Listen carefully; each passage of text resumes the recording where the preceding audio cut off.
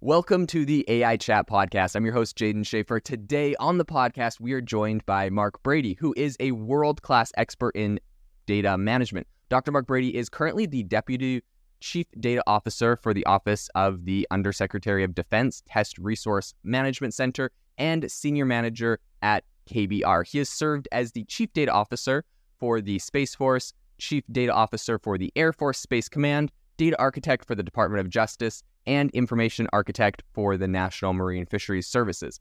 He's also helped establish electronic trade standards as U.S. delegate to the United Nations. He served on the White House Data Cabinet and the National Oceanic and Atmospheric Administration's Big Data Council. Prior to his federal service, he conducted basic scientific research in neuroscience, taught neuroscience and statistics, conducted industrial R&D in artificial intelligence, software, medical electronics, traffic management, and a whole bunch of other things. He's the author and inventor with a number of patents in the industry. We're super excited to have you on. Welcome to the show today, Mark. Hey, Jaden. Good to be here. Really excited to have you on. Like I mentioned, the first thing I wanted to kick this off with was just asking you a little bit about your journey. Like, what brought you to this industry and where you are today? Did you always know you were interested in data and AI and tech and all this kind of stuff? Like, tell us a little bit about your journey. Have you ever wanted to start your own podcast? I record and publish podcasts on a platform called Spotify for Podcasters, and I absolutely love it. Essentially, you can upload from your phone or computer, and it distributes to every platform that plays podcasts. They support video podcasts, and you can make money on the platform with ads or even podcast subscriptions, something that has made my life so much easier as a podcaster. So if you're interested, I highly recommend you give it a try. You can download the Spotify for Podcast app, or go to spotify.com/podcasters to get started on your podcast today. This episode is brought to you by Shopify.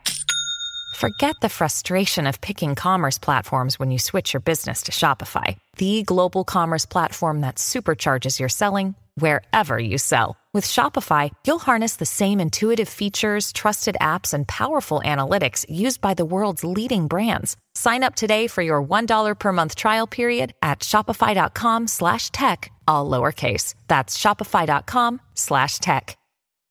Well, I've always been interested in AI before there even was AI, and got involved in neuroscience as a way to leverage new ideas and so forth in the field when I was working in industrial research and development.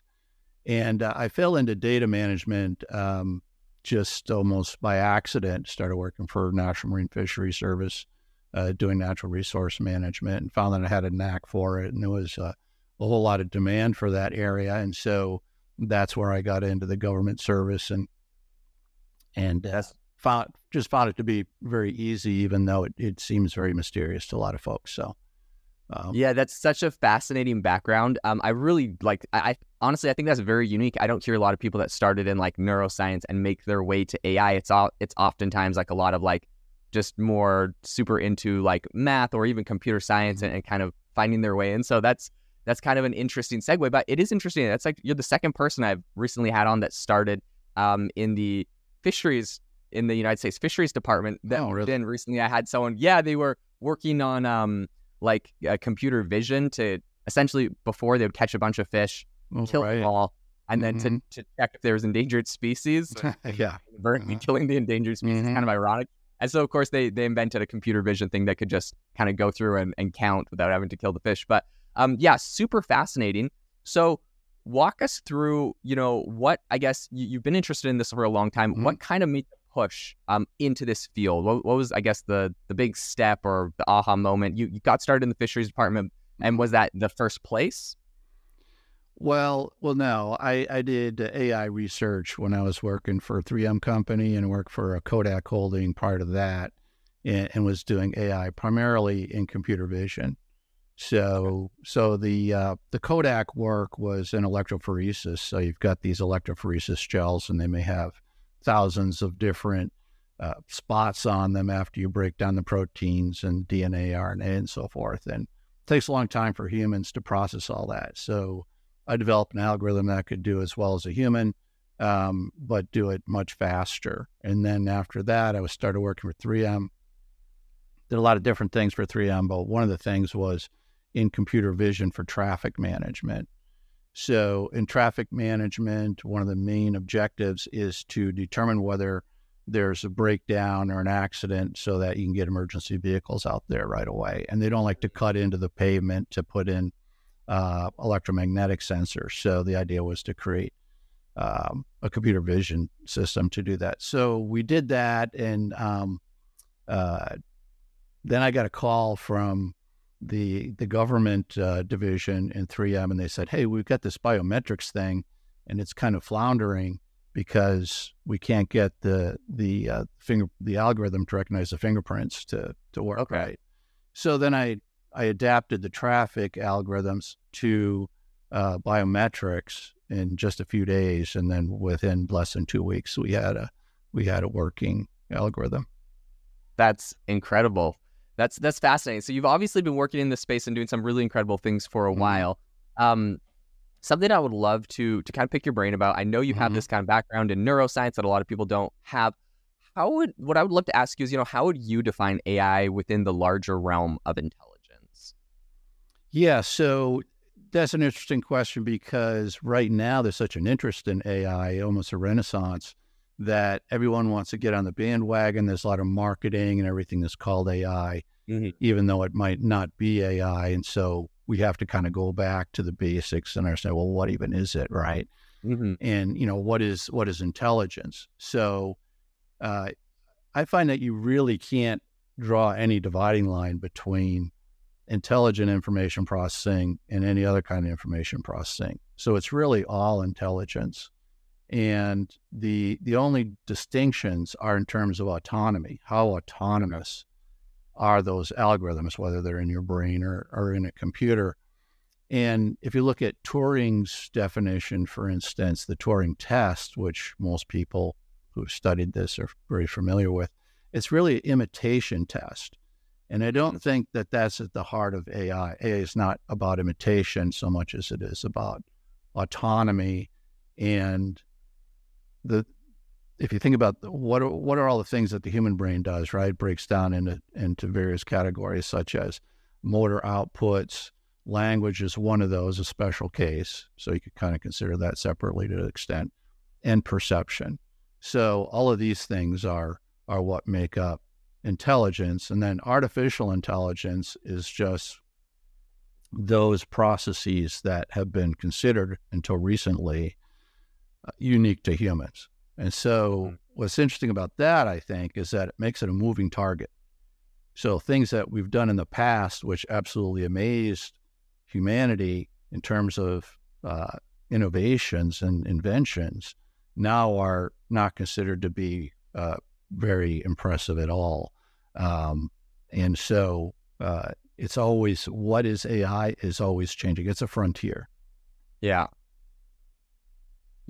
I think that's so true. And it's such an interesting topic to define. As you mentioned, it really does feel like we're having kind of this renaissance for it. Something that I've heard you mention before, and I would love for you to explain a little bit on the podcast, is the concept of extra intelligence. And, if you could tell everyone why, what it is, the concept about it, and, why it was previously unnamed. Yeah. So, we just defined artificial intelligence, and there's intelligence which is uniquely human, which we're always trying to press against with our advances of artificial intelligence. But then going out the other way are those capabilities that computers have that humans do not have. And it's one of the things to note about that is that humans are not likely to acquire that. Whereas machine intelligence is always increasing, human intelligence is either static or it's decreasing. And, so what do computers, is this something in the future? No, not really. It's something that already exists. And if you think about the first ENIAC or even a mechanical calculator, they can compute faster and more accurately, reliably, both in terms of calculations and logic, than humans can. So there's always been extra intelligence, and it's going to be this vast, expanding realm of capabilities that we really can't even conceive of at this time. Yeah, I think it's so interesting, but I also think like making these definitions is important. As you mentioned, like the industry, there's kind of like this whole buzz in there right now. But I think, having these definitions defined really helps us understand like how far the technology goes. Something I would love to ask you about is, in what ways do human and machine intelligence like differ from each other? Yeah, so understanding this is going to be key to advancing AI. So traditionally, computers have very concrete memory. You put something in there, it could be random digits, characters, whatever. It can remember that just as well as it can remember things that are meaningful. Humans are very different in that respect. It's difficult for us to remember something unless it has some meaning. And the way that we gain that meaning, we appreciate that meaning, is by taking new information and hanging it in a framework of what we already know. And psychologists, going back to James many years ago, called this associative learning, associative memory, which is something that until recently, we could talk about that a little bit too, machines have not had. The other connection there is that the associative learning is represented at the neural level as something called Hebbian learning. So if two neurons have a synaptic connection to each other, that synapse is often strengthened when those two neurons are firing at the same time. So all the way from the psychological level down to the neural level, you see this associative learning. So what does this do for us? What capabilities does it give humans that computers have not had? And that is the ability to do analogical reasoning, right? So in analogical reasoning, we start to see the relationships between areas that are not obviously connected. And that, if you think about education, human education, I would say that's really the definition of an educated person. Not that they have a paper degree, but they took whatever it was that they learned at the university, high school, whatever, and then adapted it into other areas, which seem to be possibly unrelated. So as an example, you can think of Newton and his studies of the celestial world, and he really developed his laws of physics there where you didn't have complications like friction and so forth, and then brought them down to Earth. Now, looking back at that, we think, well, yeah, sure, it's all the same physics. But at that time, the celestial realm and the earthly realm were considered to be two very distinct things. And so, and even though obviously Newton was a genius, humans use analogical reasoning all the time to do things that computers can't easily do. Okay, and you were mentioning at the beginning of this a little bit about how this was just up until recently that computers didn't have this ability. Right. So tell us about what happened, the shift. Well, I had this theory, and I think it still holds to some extent, that in order to get to the second singularity, what most people call the singularity, you have to be able to have that ability to do analogical reasoning. And that has to start somewhere, right? You can't just have an analogy built on, an analogy. You have to start somewhere, which would be the physical world, right? But then along comes Chat GPT, and everyone was wondering, are we on the cusp now of the singularity? So I started playing around with it, doing experiments to see if it could perform analogical reasoning. And lo and behold, I'm seeing elements of analogical reasoning in GPT. And I think the reason why it's able to do that, if you look at the way that transformer neural networks work, they are looking at interrelationships within the input of different words, as well as the interrelationships between the input words and the output that it's generating. And I think that may be the basis of some analogical reasoning, although this isn't going to bring us to the singularity in terms of perception, computer vision, or robotics. In those cases, you're still going to need to have a connection to the real physical world. Mm-hmm. And would you be able to just, for people listening, would you be able to just describe briefly about the first singularity, maybe describe the previously unrecognized first singularity and discuss some ways maybe we could potentially reverse it? Sure. So the only thing that's really been spoken about very much is the singularity, or what I'm calling the second singularity now. Yeah. And one of the defining features of that singularity is a loss of control over technology. So I started thinking about that a little bit more, and I realized we can lose control of technology without there even being AI. And in fact, we are.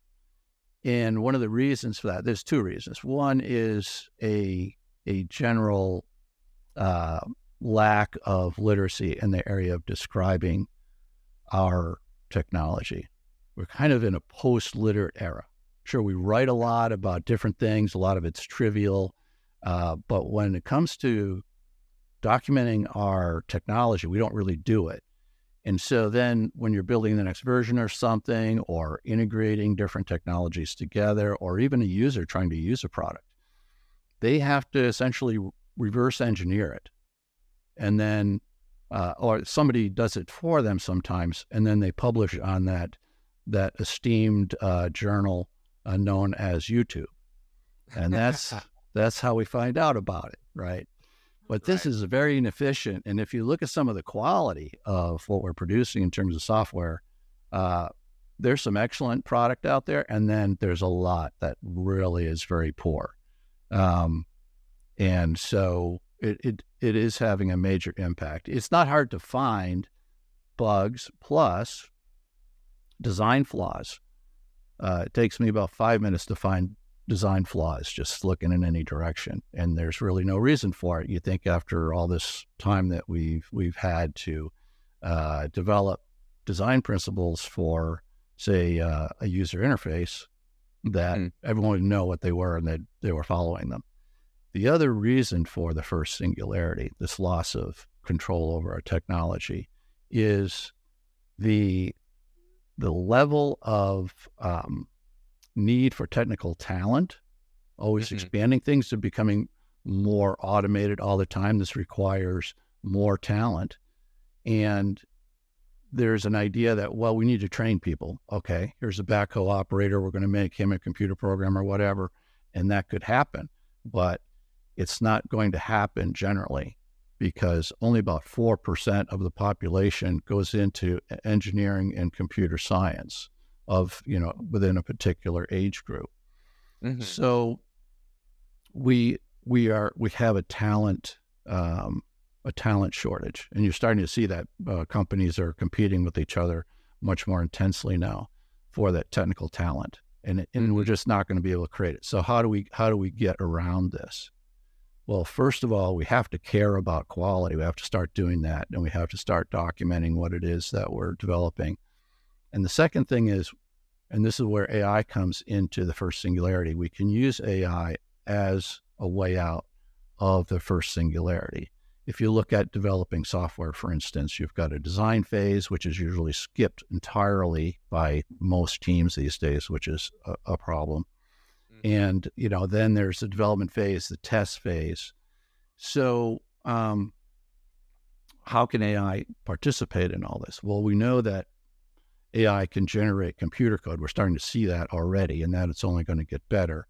In terms of design, the design documentation can be assisted using AI, because many times the reasoning is, well, we just don't have time, which isn't a very good reason. But anyway, that's something that could be overcome. And I think the most interesting one would be in testing, which is a field that I'm working in right now, actually. So testing, you have to run software through its various states, of which there could be many, maybe even an infinite number of states. And secondly, then you have to recognize when it's in a state, if that's a bug state or a failed state. So humans can do the second very well right now, computers not as well. And computers dominate in the first.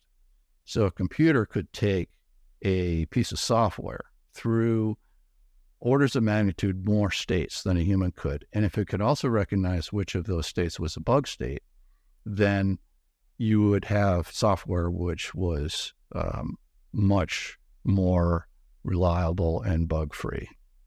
Right now, what do? As part of first singularity, we wait until we fall into one of these states.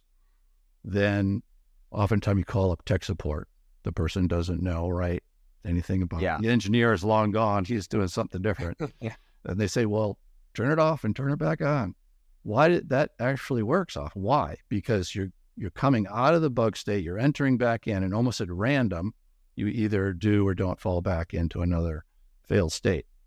So that's why being able to probe all these states before releasing software would help us to get out. Okay, that makes a lot of sense. And I think a lot of people, well, I don't know. There's definitely people that aren't doing that, but a lot of people would agree with you that that's what's important. Something I would love to ask you about, right? You mentioned a bit about the second singularity and people's questions about ChatGPT. How do you kind of, what do you envision as the path to the second singularity? And what is ChatGPT's role in that journey? Yeah, so as I was saying earlier, I have a hypothesis that having experience in the physical world is going to be a prerequisite to getting to the second singularity. And I modified that a little bit after my experiments with chat. And like I said, I think it's still going to be essential in terms of perception and in terms of learning motor.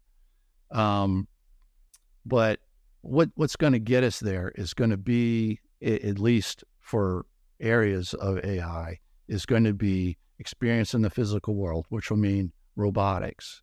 So we think often about AI propelling robotics, but now here's a case where I believe that advances in robotics are going to propel AI.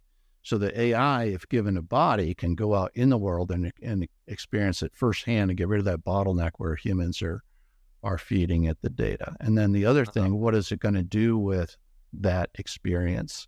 Well, we need to figure out, and maybe we are starting to figure out with something like chat, where we're seeing analogical reasoning. And that's a hotly debated topic, I think, right now, and it's going to require more study. But analogical reasoning to leverage that experience in the physical world is going to be the other ingredient that's going to take us to the second singularity. Okay. So fascinating. It's going to be incredible watching what unfolds in the next number of years, especially in this space. How should we approach the second singularity, and especially in terms of, the 6 laws of safe AI and, defensive AI strategies? What should our approach be to this? Well, we've all heard luminaries like Musk and Hawking talk about the dangers to humanity of AI, and I agree that there will be those dangers. Now, interestingly, Musk went on to say that he thought we might need to take a pause and stop doing AI research, as well as having laws to regulate it. So I was a little surprised that somebody this brilliant would say that, because who really believes that this is going to work, right? Take a look at cybersecurity, for instance. You could make all the laws you want. It's not going to help at all. So I think that we can't really depend on that. I'm not saying that we shouldn't have any laws, but our expectations should be limited in terms of what we expect to come out of that. But there's a couple of things that we can do. 2 areas. One addresses standards and what I call laws of safe AI for well-intentioned developers. And then you're going to have not so well-intentioned developers who either accidentally or intentionally create dangerous AI. That I guarantee this is going to happen. And then how do you deal with that? Okay. So as for the first one, I go back to Asimov and his 3 laws of robotics. So one of the amazing things about Asimov's work is that he came up with this before there was even the first electronic computer. And the basic gist, and it was in his science fiction, which makes it even more interesting. But the idea here is that, in the three laws, is that robot should not do any harm to a human, to just boil it down to the basic idea of it. And you might call that a safety objective function. So first of all, defining an objective function. An objective function is simply the objective of the AI. What's it trying to do? And this is akin to human emotions. We think of human emotions as something computers will never have. And in a lot of science fiction, you see AI, robots, so forth, as lacking emotion. That's kind of one of their caricatures. But really, what is emotion? Emotion is just the thing that motivates you, right? And maybe humans express it in a unique way at the moment. But intelligence always has an objective. And so a safety objective function is something like one of Asimov's laws. It's a special kind of objective function which ensures that the AI will not be dangerous to humans. And so originally, in my book on data management, I started thinking about this idea of safety objective functions, and had just a couple. But since then, in preparing for AI 4, which is a conference out in Las Vegas in 2023, I realized that there needs to be more than just those two. Okay. So the first two deal with just the idea of having objective safety functions. And so the first one is that you have to have at least one safety objective function. And the second law would be that the safety objective functions override any other objective function. Because, of course, they're not all going to be safety objective functions. They're going to be the main purpose of the thing, that it should walk, it should talk, it should be able to see, whatever. And so that establishes a good foundation. But then what about evolution? Once you establish these objective functions, you want to make sure that the thing doesn't evolve in a way so that it loses those safety objective functions. So you have two laws which are designed to ensure that evolution of the AI does not perturb or eliminate those safety objective functions. Okay. So the first of those is that whereas learning is a very important part of artificial intelligence, we cannot allow learning or any kind of adaptation to occur in the safety objective functions. Anything else can be subject to learning, but it cannot there. And then if you look at competition among species, you see that biological evolution is really driven by the objective function of producing the maximum number of copies of the genome. Right? So that's just by definition, that's just the way that it works. So we can't allow that in the case of AI, because once we have that sort of thing as an objective function, then the system may start competing with other entities, such as humans. And also in that regard, we're going to see AI and robots creating other AIs. And when they do, those new AIs could form a kind of evolution, right? Because each AI can create a new AI which is slightly different. And so when it does create a new AI, it has to pass on its safety objective functions to it. Okay. So then the last two are in their own categories. So you have human override, which basically goes back to Asimov's law number 2, which says a human can override any action of an AI. And then finally, you have something which is quite different. It doesn't have anything to do with intent like the first 4, and that is in terms of competence. So we know in the case of humans, if someone's doing something that they're not competent to do, it could potentially be dangerous, right? So we don't want AI to be doing anything that it cannot reliably execute. And so there you have the 6 laws of AI, which takes care of half of the problem of dangerous AI. Okay. So fascinating. I really think this is something important to talk about and to look at, though, because of course, as we're coming into all of this new development in AI coming out, we really focusing on the safety is really important. Something I'd love to ask you about is, what do you predict for the future of humanity post the second singularity, when that, inevitably or eventually comes?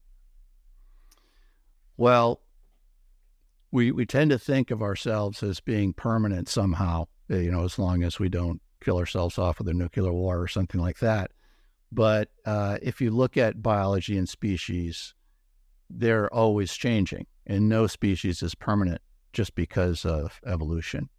So from our most recent ancestors, and we don't completely understand or have found all the fossils of our ancestors and characterize those, but approximately 500,000 years it took from our most recent ancestor to evolve into Homo sapien. So at some point, Homo sapiens will evolve into something else. But I think before that happened, and I should talk a little bit about like the two kinds of evolution, right? So there's evolution, which is driven by selective pressures, and then there's just drift. So right now, humans don't have any selective pressure on them to any significant degree. And so that leaves us with drift, which is a concern, obviously, because if you're drifting randomly, then you can only expect something like intelligence to go down, which means that it's really a little bit worse than the situation of us being static and AI increasing its capabilities all the time. We may actually be going in the wrong direction. But before those hundreds of thousands, of years pass by, I think we're going to be tempted to get into genetic modification of human beings, even though there's a lot of ethical issues surrounding that and taboo and so forth. But actually, it's already been done once. There's a Chinese scientist who has genetically modified 2 sisters. Really? And he was then subsequently thrown in jail for 3 years, or at least sentenced for 3 years. I'm not sure if he's served the whole thing. So it sounds improbable, but given the fact that it's already happened, and I think I think we will get to a point where it's just too tempting to not do it. So I think that is going to be the major change in human intelligence. Like, okay, talk to me a little bit about that, because that's such a fascinating concept. And I know, ethical and, there's all sorts of issues there. But like, what does that mean, genetically modify a human? Is that like try to make them stronger and taller? You just pick different traits that you'd like to enhance? Like, what does that look like? Well, this first experiment, he had to choose something, right? And so he chose resistance to AIDS. But I don't think that's really what he was interested in. I think he was really interested in just producing the first GMO person. And there may have been other experiments out there that have not been published or that have been done more secretly. But it could be a lot of things. And this is where I think people will get over the taboo. And I'm not advocating GMO humans. I'm not speaking against it. I'm just making a prediction of what's going to happen. Okay. Yeah. So it could be any of the things that you're talking about. It could be that parents want children that are better looking, that are more athletic, that are smarter. Obviously, that's the big one for this discussion. More immune to diseases. It's hard to argue ethically against that, right? And then once you break that taboo, then you go on to the others. But the problems that this is facing are twofold. One is, and this is why I think this researcher was punished, was because the technology is not sufficiently mature to be safe. In other words, you could produce people who are deformed in some tragic way by doing it. And then I think the other problem, which hasn't been talked much about, would be the whimsical nature of creatures that humans create. So if you think of selective breeding in dogs, you create all kinds of weird things that people want to take to a dog show, right? I want it tiny and have a, face that looks strange or whatever. Yeah. It has to have short legs. So people will probably start doing strange things, especially when you think about athletics. What kind of humans will they create for that? I'm a little bit concerned about what would happen. The athletics one, very concerning. It's like, oh, I want my son to be a basketball player. I'm going to make his legs huge. Yeah, he's going to be 10 feet tall, right? Right. Hey, so something that you said that was interesting was that, disease is less controversial, right? Like it would be hard to argue that, like, oh, if I could, genetically engineer a human to not get diseases, they don't need to take vaccines. It's just like kind of baked in. And that's what the scientist, I think, inevitably was doing that got in trouble for this. Is this like at the embryo phase? Like when does this genetically modified human start? Well, just like any other GMO, they're manipulating the DNA of the at the very earliest stages. Okay. So fascinating. Mark, it's crazy to hear your perspective on this, because I feel like I get a much different perspective from you than I've heard from other people. So it's been absolutely amazing to have you on the podcast today to discuss this. I'll have to get you back sometime to go deeper into some of your concepts and things you're seeing as things continue to progress and evolve. If people are interested in getting in contact with you or, finding your book, where's a good place for them to do that? Well, people can find me on LinkedIn. And if they're interested in the book, Next Generation Data Management, they can find it on Amazon. Okay. I will leave a link in the show notes for the listener. If you want to find his book, I'll leave a link to that in the show notes so you can get it there. Highly recommend it. Mark Brady is, incredibly on the forefront of what's going on right now.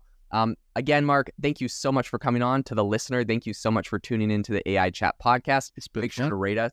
Yeah, and make sure to the listener to rate us wherever you get your podcasts, and have a wonderful rest of your day. All right.